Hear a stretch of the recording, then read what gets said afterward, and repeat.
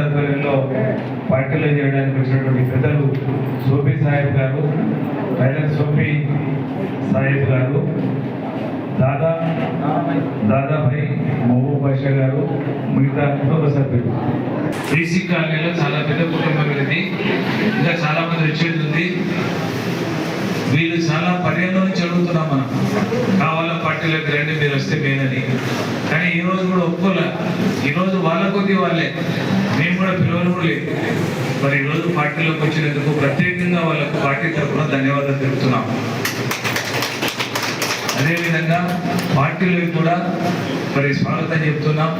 ఖచ్చితంగా వాళ్ళని స్వాగతిస్తున్నాం వైఎస్ఆర్సీపీ పార్టీ తరఫున.